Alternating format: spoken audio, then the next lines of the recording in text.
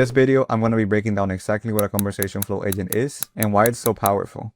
While single and multi-prompt agents can be good, a conversation flow agent makes it easier to manage everything from greetings, qualifying leads, booking appointments, rescheduling appointments, canceling appointments, transferring the call. It is all pretty much one smooth system. And overall, you would have more control over it than you would with a single prompt agent. So you already know, all I ask from you is that if you get any value out of this video, you like and subscribe. Deal? Fair enough. Alright, so once you're in Retell AI, in order to import a template, what you're going to do is you're going to click the button that says import right here. If you're on a new account, or if you already have multiple agents, it should be on the top right corner. So you're gonna go ahead and click import. Then it will ask you to upload an agent. The file will be available in my resource hub. So pretty much once you upload the voice agent, you're gonna click save. It should be uploading. So if this is your first time making an AI receptionist, I know this might seem a lot to take in, but I promise you it is a lot simpler than it actually looks. So to start off, we're gonna focus on the right side. In the right side, you have all the different languages the AI receptionist can speak. I put it on multilingual, and you could also change the voice depending on what you want. I always recommend using the ones with a green check mark because they sound more real. And usually in conversation flow, you have two different execution modes, which is the flex mode.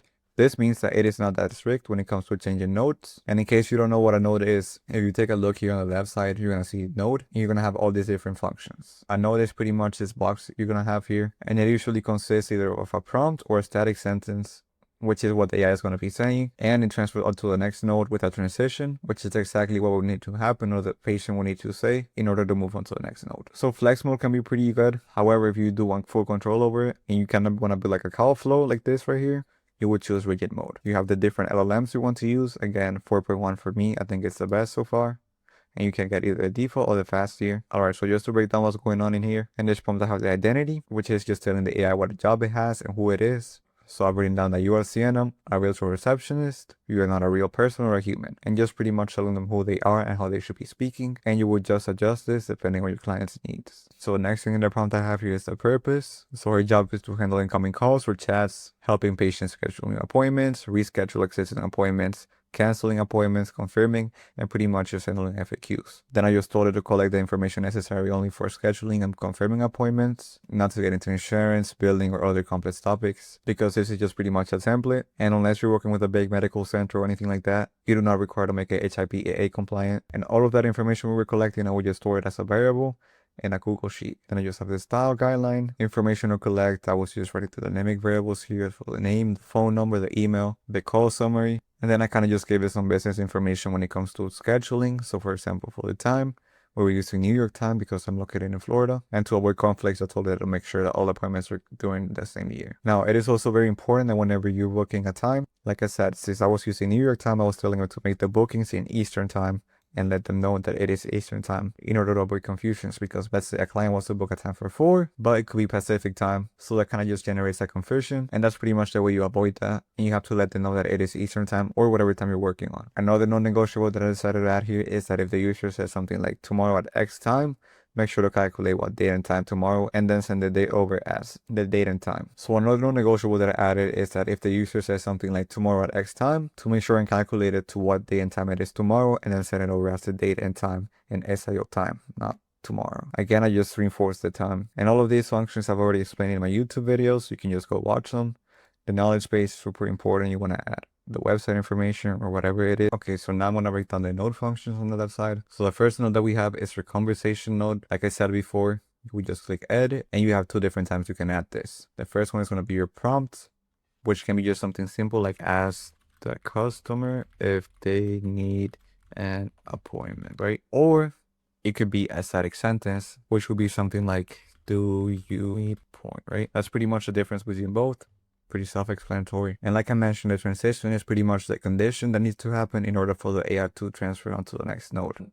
So if the condition is that the user does need an appointment, it would just move and it would ask the user what time they would like the appointment to be. So the next type of node we have is a function node. Alright, so a function is pretty self-explanatory. It's just pretty much what function you want the AI to do. So the current functions you have with this AI is if you want to check availability, which comes integrated with Retell AI. Then we have the book appointment function, which is also integrated with Retell AI. And I decided to add a rescheduling function and a cancellation function. So if I wanted to check availability, I would just put it right here. And then what would happen if the user tells you the time? So then what would happen here is that if the user does want to make an appointment and they tell you the time, it would just move on to the check availability function.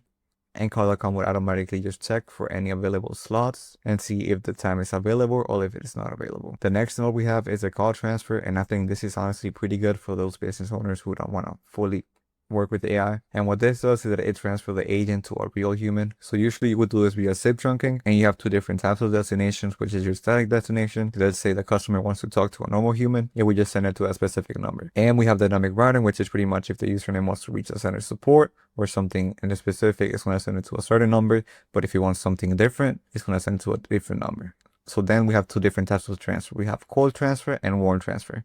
Cold, the AI doesn't give whoever is taking the next call a summary or any information about whatever happened previously. But with a warm transfer, the AI actually does preview a summary with it. Here you can just pretty much add hold music, all of this stuff. If you ever call a medical center and they tell you, please wait in line so I can transfer you to the next person, this is pretty much what that does. So you also called medical centers, you should be familiar with this. What this does is pretty much if you just press a digit, it would jump onto the next node. So the AI would say something like, press 1 if you want to blah, blah, blah. And if the user does press 1, it would just send them to the next node. The next node we have is going to be the logic split node. And what this pretty much does is that it grabs context from whatever it is being set to the AI, and it makes a choice for you based on logic. So this usually just works best whenever there's like a transition for something like, let's say like this, you have multiple transitions, you would just add a logic split node. Now, the next node we have will be an agent transfer node. However, I cannot add it because I already have our call transfer node. And this is pretty much the same thing as transferring the call. However, it would transfer it to a different AI agent. So for example, let's say I want to send this call to a different single prompt agent, I would just use that function. After that, we have our SMS function. This allows the AI to send an SMS. I personally like this to confirm appointments whenever they do book or following up, something simple. Next, we have the extract variables. And essentially what this does is that it grabs information from the username and it turns them into a dynamic variable. That way it's able to send information easier. That way make.com can read the information that is being sent. Then we have our MCP function. MCP stands for Model Context Protocol. It is pretty similar to a knowledge base. However, a knowledge base is just the information that you add. For example, let's say a website or whatever to ask frequently asked questions. It's just like overall something in general, like a general question they have. For example, what are the business hours? That is what knowledge base is good for. However, with MCP, it will be something more like personal questions. For example, let's say you're working with a bank and the user wants to know the balance left on their account. If they ask, hey, what's my balance left? The MCP would extract the information from real-time sources. This could be a CRM, an API key, or anything like that. And it just gives context to the agent. And our last node is the ending node. It just ends the call. So I'm just going to walk you guys really quick through what's going on in here so you get a better understanding. So here I added a static sentence that says, hello, this is customer support department. How can I help you today? And I added multiple translations. So for example, let's say the username wants to book a new appointment, or it wants to reschedule or cancel, or he wants to talk to a human, or he says he has to go. So let's say the username wants to book an appointment. Based on this condition, it will just move on to the next node, which will be right here. Generally, I ask the patients if they're a new or existing customer, and most of the times you'd actually extract the variables with this question. However, since this is just a template, it is really not necessary. What is necessary though is asking for the name, the phone number, and the email. Again, I just give it a little prompt to save them as variables, and here it's going to extract them as variables. So once they receive again, if we look at the global prompt, we have name here, phone number, and email to save them as these variables. And then it's just going to extract them. And once he has gotten those variables, it's going to ask the username for a preferred available time in Eastern time for the appointment. Now you should change this depending on your needs. So once it gets the user's preferred time, we just check availability with call.com, and if the requested time is available, it would extract the times and it would just tell it that it is available. I also want to talk about node settings, and here I added escape response node settings, which pretty much just allows you to jump to the next node without waiting for a user response. It's just like an announcement. You also have different options like a global node, which is pretty much allowing all their usernames to jump to whatever node without having to go through a transition. So for example, here I added a global node because I realized that every time before the call ended, if the user does need help with something else, it would just keep asking what it needs help with. However, it wouldn't really do anything else. It would just stay stuck in this loop. So to fix that, I just added a global node. And what I added for the prompt is that the user does need help with something else. So let's say, at whatever point in the call, if the username does want to have help with something else, it would just transfer to a node. I also added a global node for transferring the call. So if at any point of the call, the user wants to talk to a real person, it would just transfer the call directly. We have a different LLM node, which is just changing whatever type you want. I usually don't turn this on. So back to where we were, it checks availability. And if it is available, it actually books the appointment on call.com. It tells the user that it has been ready. And then it just asks if they need help with something else. However, if the requested time is not available, it would just tell them that it is not available, and it would just ask for a reschedule or available dates, check for availability, extract variables onto the front end available time. Now this is pretty much the same flow for all the different ones, except what you're actually changing here are the functions. And the way you add a reschedule function is by actually using custom functions. If you don't know how to make one, just create a function, click add, custom function, and here you go. And the custom function that is being done is just this automation that I made here, which is just get the bookings, and then it would just rather and reschedule, or it would just cancel the option. Again, same flow for the canceling. So now let's go ahead and actually take the agent. So as soon as you import the agent, you want to do a few tweaks to your template. For every function that you see, which is the purple nodes, you're gonna go ahead and click the functions options, and you're gonna change it. And then you will just replace your API key with yours and the event type ID. If you don't know what your event type is, should be right here in the top corner. Go ahead and test it. Hello, this is customer support department. How can I help you today? Yeah, I would like to make an appointment. Great, I can help with that. Are you a new patient or have you been here before? I'm a new patient. Awesome, thanks for letting me know. Could I get your full name, please? Matias Sanchez.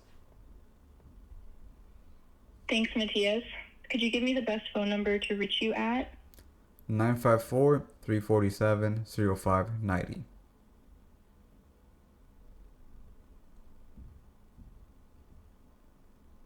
Thanks, Matias. And just to make sure I have everything, could you spell out your email address for me? matias@gmail.com. Thanks for that info, Matias. What day and time works best for your appointment? Just a reminder, we're on Eastern Time. Tomorrow at 4 p.m. So it looks like we don't have any openings tomorrow at 4 p.m. Would you like to reschedule? I can offer you tomorrow between 5 and 9 p.m. or Friday from 4 to 5 p.m. Do any of those times work for you? Yeah, tomorrow at 7 p.m.